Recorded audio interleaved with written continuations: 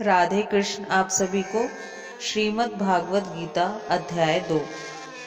संजय ने कहा, करुणा से व्याप्त शोकयुक्त अश्रुपूरित नेत्रों वाले अर्जुन को देखकर मधुसूदन कृष्ण ने ये शब्द कहे। श्री भगवान ने कहा, हे अर्जुन, तुम्हारे मन में यह कल्मश आया कैसे? यह उस मनुष्य के लिए तनिक भी अनुकूल नहीं है जो जीवन के मूल्य को जानता हो। इससे उच्च लोक की नहीं अपितु अपयश की प्राप्ति होती है। हे प्रथापुत्र, इस हीन नपुंसकता को प्राप्त मत हो, यह तुम्हें शोभा नहीं देती।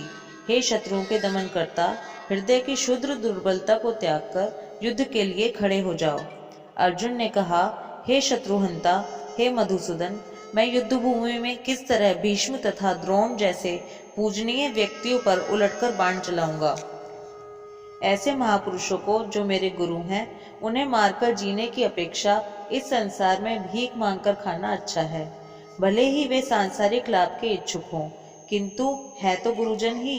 यदि उनका वध होता है तो हमारे द्वारा भोग्य प्रत्येक वस्तु उनके रक्त से सनी हुई होगी।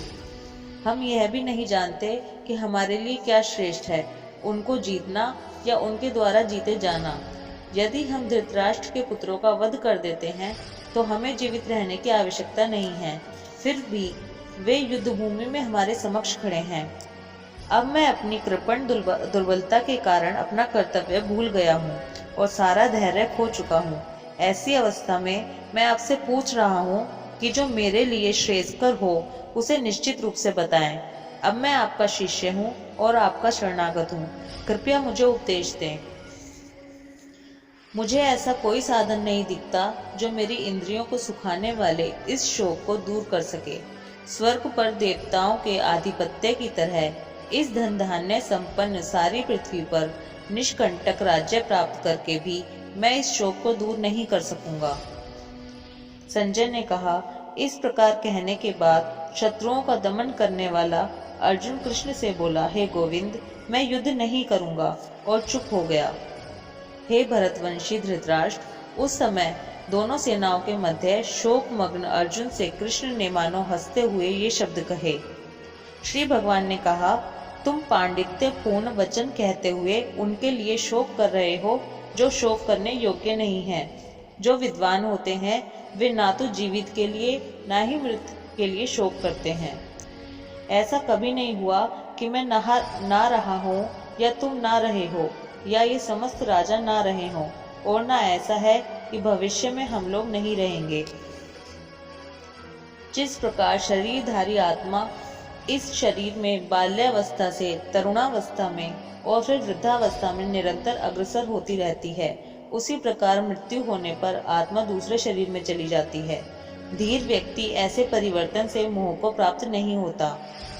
हे कुंती पुत्र, सुख तथा दुख का क्षणिक उदय तथा कालक्रम में उनका अंतर्धान होना सर्दी तथा गर्मी की ऋतुओं के आने जाने के समान है। हे भरतवंशी, वे इंद्रिय बोध से उत्पन्न होते हैं और मनुष्य को चाहिए कि अविचल भाव से उनको सहन करना सीखे। हे पुरुष श्रेष्ठ अर्जुन, जो पुरुष सुख तथा दुख में विचलित नहीं होता और इन दोनों में समभाव रहता है, वह निश्चित रूप से मुक्ति के योग्य है। तत्वदर्शियों ने यह निष्कर्ष निकाला है कि असत भौतिक शरीर का तो कोई चिरस्थायित्व नहीं है, किंतु सत्य आत्मा अपरिवर्तित रहती है। उन्होंने इन दोनों की प्रकृति के अध्ययन द्वारा यह निष्कर्ष निकाला है। जो सारे शरीर में व्याप्त है उसे ही तुम अविनाशी समझो। उस अव्यय आत्मा को नष्ट करने में कोई भी समर्थ नहीं है। अविनाशी, अप्रमेय तथा शाश्वत जीव के भौतिक शरीर का अंत अश्वयं भावी है। अतः हे भरतवंशी, युद्ध करो। जो इस जीवात्मा को मारने वाला समझता है तथा जो इसे मरा हुआ समझता है, वे दोनों ही अज्ञानी हैं, क्योंकि आत्मा ना तो मरता है और ना मारा जाता है। आत्मा के लिए किसी भी काल में ना तो जन्म है ना मृत्यु। वह ना तो कभी जन्मा है, ना जन्म लेता है और न जन्म लेगा। वह अजन्मा, नित्य, शाश्वत तथा पुरातन है। शरीर के मारे जाने पर वह मारा नहीं जाता। हे पार्थ, जो व्यक्ति यह जानता है कि आत्मा अविनाशी, अजन्मा, शाश्वत तथा अव्यय है, वह भला किसी को कैसे मार सकता है या मरवा सकता है। जिस प्रकार मनुष्य पुराने वस्त्रों को त्याग कर नए वस्त्र धारण करता है, उसी प्रकार आत्मा पुराने तथा व्यर्थ के शरीरों को त्याग कर नवीन भौतिक शरीर धारण करता है। यह आत्मा ना तो कभी किसी शस्त्र द्वारा खंड खंड किया जा सकता है, न अग्नि द्वारा जलाया जा सकता है, न जल द्वारा भिगोया या वायु द्वारा सुखाया जा सकता है। यह आत्मा अखंडित तथा अघुलनशील है। इसे ना तो जलाया जा सकता है, ना ही सुखाया जा सकता है। यह शाश्वत, सर्वव्यापी, अविकारी, स्थिर तथा सदैव एक सा रहने वाला है। यह आत्मा अव्यक्त, अकल्पनीय तथा अपरिवर्तनीय कहा जाता है। यह जानकर तुम्हें शरीर के लिए शोक नहीं करना चाहिए। किंतु यदि तुम यह सोचते हो कि आत्मा या जीवन का लक्षण सदा जन्म लेता है तथा सदा मरता है, तो भी हे महाबाहु, तुम्हारे शोक करने का कोई कारण नहीं है। जिसने जन्म लिया है उसकी मृत्यु निश्चित है, और मृत्यु के पश्चात पुनर्जन्म भी निश्चित है। अतः अपने अपरिहार्य कर्तव्य पालन में तुम्हें शोक नहीं करना चाहिए। सारे जीव प्रारंभ में अव्यक्त रहते हैं, मध्य अवस्था में व्यक्त होते हैं और विनष्ट होने पर पुनः अव्यक्त हो जाते हैं। अतः शोक करने की क्या आवश्यकता है। कोई आत्मा को आश्चर्य से देखता है, कोई इसे आश्चर्य की तरह बताता है तथा कोई इसे आश्चर्य की तरह सुनता है, किंतु कोई इसके विषय में सुनकर भी कुछ नहीं समझ पाते। हे भरतवंशी, शरीर में रहने वाले देही का कभी भी वध नहीं किया जा सकता, अतः तुम्हें किसी भी जीव के लिए शोक करने की आवश्यकता नहीं है।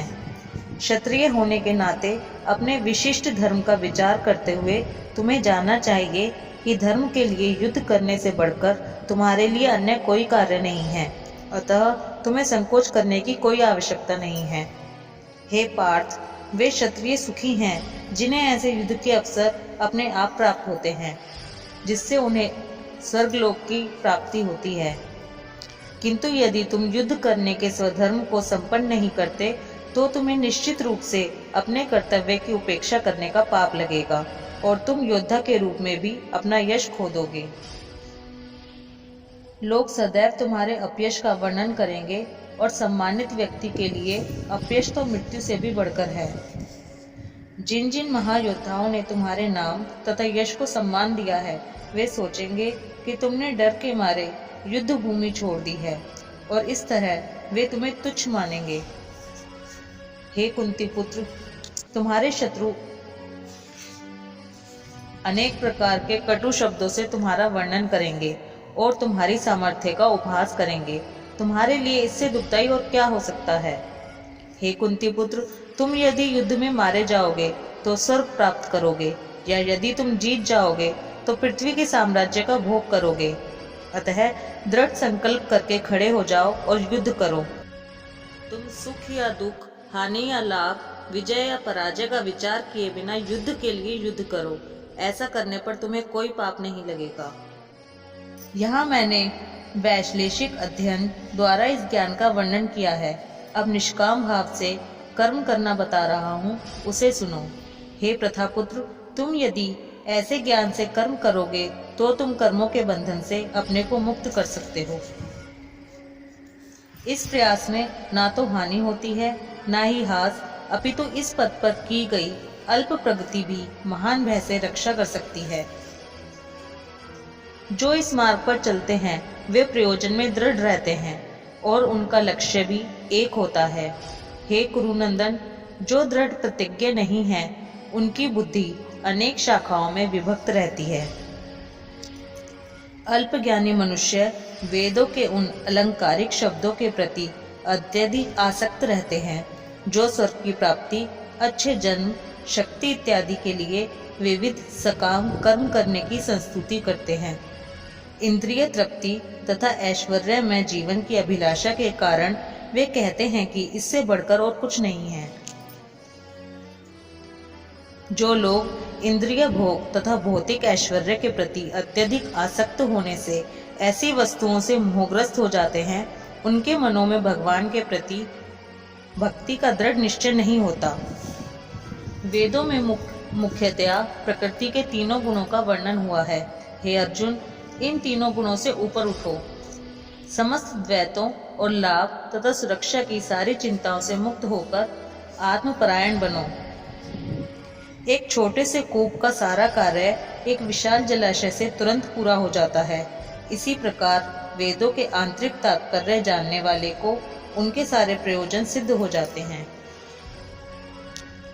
तुम्हें अपना कर्म करने का अधिकार है, किंतु कर्म के फलों के तुम अधिकारी नहीं हो। तुम ना तो कभी अपने आप को अपने कर्मों के फलों का कारण मानो, ना ही कर्म ना करने में कभी आसक्त हो। हे अर्जुन, जय या पराजय की समस्त आसक्ति त्याग कर समभाव से अपना कर्म करो। ऐसी समता योग कहलाती है। हे धनंजय, भक्ति के द्वारा समस्त ग्रहित कर्मों से दूर रहो और उसी भाव से भगवान की शरण ग्रहण करो। जो व्यक्ति अपने सकाम कर्म फलों को भोगना चाहते हैं, वे कृपण हैं। भक्ति में संलग्न मनुष्य इस जीवन में ही अच्छे तथा बुरे कार्यों से अपने को मुक्त कर लेता है। अतः योग के लिए प्रयत्न करो, क्योंकि सारा कार्य कौशल यही है। इस तरह भगवत भक्ति में लगे रहकर बड़े बड़े ऋषि, मुनि या भक्तगण अपने आप को इस भौतिक संसार में कर्म के फलों से मुक्त कर लेते हैं। इस प्रकार वे जन्म मृत्यु के चक्र से छूट जाते हैं और भगवान के पास जाकर उस अवस्था को प्राप्त करते हैं जो समस्त दुखों से परे है। जब तुम्हारी बुद्धि मोह रूपी सघन वन को पार कर जाएगी, तो तुम सुने हुए तथा सुनने योग्य सबके प्रति अन्यमनस्क हो जाओगे। जब तुम्हारा मन वेदों की अलंकारमयी भाषा से विचलित ना हो और वह आत्म साक्षात्कार की समाधि में स्थिर हो जाए, तब तुम्हें दिव्य चेतना प्राप्त हो जाएगी। अर्जुन ने कहा, हे कृष्ण, अध्यात्म में लीन चेतना वाले व्यक्ति के क्या लक्षण है? वह कैसे बोलता है तथा उसकी भाषा क्या है? वह किस तरह बैठता और चलता है?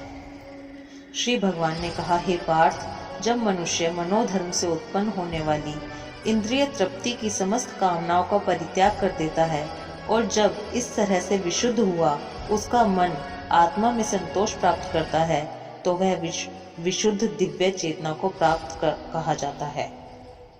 जो त्रय तापों के होने पर भी मन में विचलित नहीं होता या सुख में प्रसन्न नहीं होता और जो आसक्ति, भय तथा क्रोध से मुक्त है, वह स्थिर मन वाला मुनि कहलाता है। इस भौतिक जगत में जो व्यक्ति ना तो शुभ की प्राप्ति से हर्षित होता है और ना अशुभ के प्राप्त होने पर उससे घृणा करता है, वह पूर्ण ज्ञान में स्थिर होता है। जिस प्रकार कछुआ अपने अंगों को संकुचित करके खोल के भीतर कर लेता है, उसी तरह जो मनुष्य अपनी इंद्रियों को इंद्रिय विषयों से खींच लेता है, वह पूर्ण चेतना में दृढ़ता पूर्वक स्थिर होता है। देहधारी जीव इंद्रिय भयोग से भले ही निवृत्त हो जाए, पर उसमें इंद्रिय भोगों की इच्छा बनी रहती है। लेकिन उत्तम रस के अनुभव होने से ऐसे कार्यों को बंद करने पर वह भक्ति में स्थिर हो जाता है। हे अर्जुन, इंद्रिय इतनी प्रबल तथा वेगवान हैं कि वे उस विवेकी पुरुष के मन को भी बलपूर्वक हर लेती हैं, जो उन्हें वश में करने का प्रयत्न करता है। जो इंद्रियों को पूर्णतया वश में रखते हुए इंद्रिय संयमन करता है और अपनी चेतना को मुझ में स्थिर कर देता है, वह मनुष्य स्थिर बुद्धि कहलाता है। इंद्रिय विषयों का चिंतन करते हुए मनुष्य की उनमें आसक्ति उत्पन्न हो जाती है और ऐसी आसक्ति से काम उत्पन्न होता है और फिर काम से क्रोध प्रकट होता है। क्रोध से पूर्ण मोह उत्पन्न होता है और मोह से स्मरण शक्ति का विभ्रम हो जाता है। जब स्मरण शक्ति भ्रमित हो जाती है तो बुद्धि नष्ट हो जाती है और बुद्धि नष्ट होने पर मनुष्य भवकूप में पुनः गिर जाता है। किंतु समस्त राग तथा द्वेष से मुक्त एवं अपनी इंद्रियों को संयम द्वारा वश में करने में समर्थ व्यक्ति भगवान की पूर्ण कृपा प्राप्त कर सकता है। इस प्रकार से कृष्ण भावनामृत में तुष्ट व्यक्ति के लिए संसार के तीनों ताप नष्ट हो जाते हैं और ऐसी तुष्ट चेतना होने पर उसकी बुद्धि शीघ्र ही स्थिर हो जाती है। जो कृष्ण भावनामृत में परमेश्वर से संबंधित नहीं है, उसकी ना तो बुद्धि दिव्य होती है और ना ही मन स्थिर होता है, जिसके बिना शांति की कोई संभावना नहीं है। शांति के बिना सुख हो भी कैसे सकता है। जिस प्रकार पानी में तैरती नाव को प्रचंड वायु दूर बहा ले जाती है, उसी प्रकार विचरणशील इंद्रियों में से कोई एक, जिस पर मन निरंतर लगा रहता है, मनुष्य की बुद्धि को हर लेती है। अतः हे महाबाहु, जिस पुरुष की इंद्रियां अपने अपने विषयों से सब प्रकार से विरत होकर उसके वश में है, उसी की बुद्धि निसंदेह स्थिर है। जो सम जीवों के लिए रात्रि है, वह आत्म संयमी के लिए जागने का समय है, और जो समस्त जीवों के जागने का समय है, वह आत्मनिरीक्षक मुनि के लिए रात्रि है। जो पुरुष समुद्र में निरंतर प्रवेश करती रहने वाली नदियों के समान इच्छाओं के निरंतर प्रवाह से विचलित नहीं होता और जो सदैव स्थिर रहता है, वही शांति प्राप्त कर सकता है। वह नहीं जो ऐसी इच्छाओं को तुष्ट करने की चेष्टा करता हो। जिस व्यक्ति ने इंद्रिय तृप्ति की समस्त इच्छाओं का परित्याग कर दिया है, जो इच्छाओं से रहित रहता है और जिसने सारी ममता त्याग दी है तथा अहंकार से रहित है, वही वास्तविक शांति को प्राप्त कर सकता है। यह आध्यात्मिक तथा ईश्वरीय जीवन का पथ है, जिसे प्राप्त करके मनुष्य मोहित नहीं होता। यदि कोई जीवन के अंतिम समय में भी इस तरह स्थित हो, तो वह भगवत धाम में प्रवेश कर सकता है। इस प्रकार श्रीमद् भगवत गीता के द्वितीय अध्याय गीता का सार का भक्ति वेदांत तात्पर्य पूर्ण हुआ।